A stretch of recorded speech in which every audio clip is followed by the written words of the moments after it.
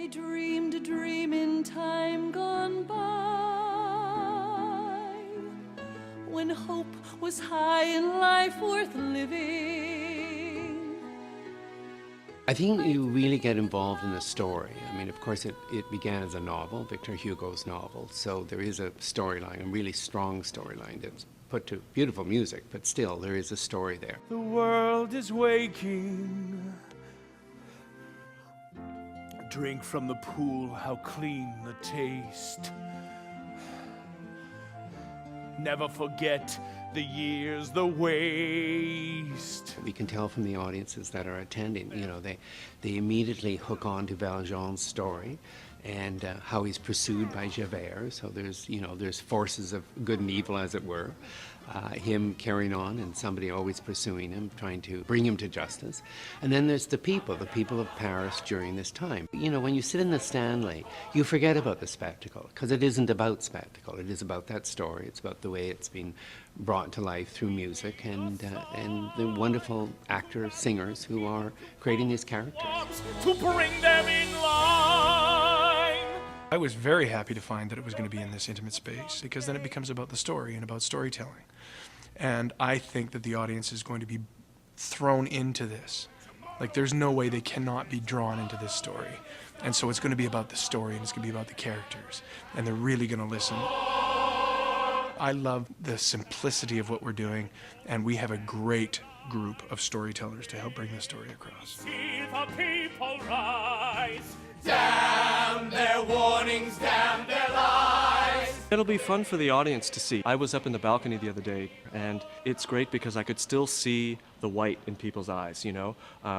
And you don't feel like you're out, you feel like you're embraced in this world of Paris, and you know, it'll be great for the audience to be able to experience that and to see us sweat and pour out our souls. It wasn't a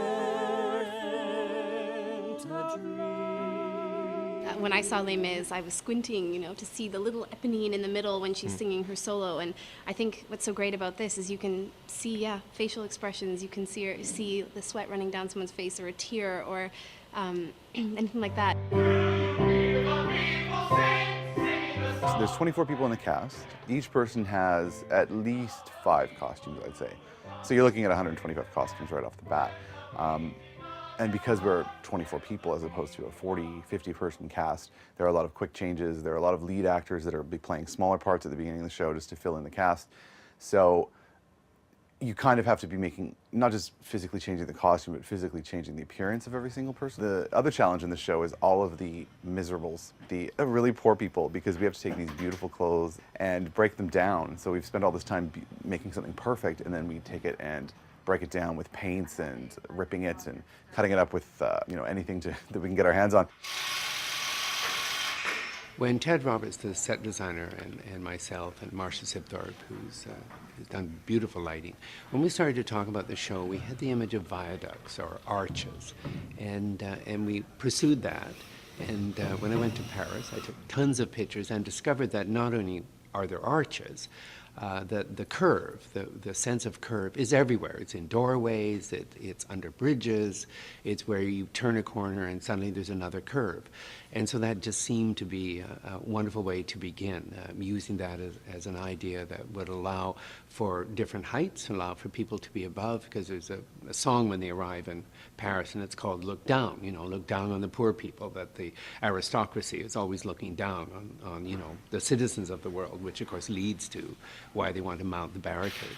I knew what the Marais district is like, where the barricade is erected in 1832 in Paris. I mean, it's based on fact, so it's you know, based on something that actually happened.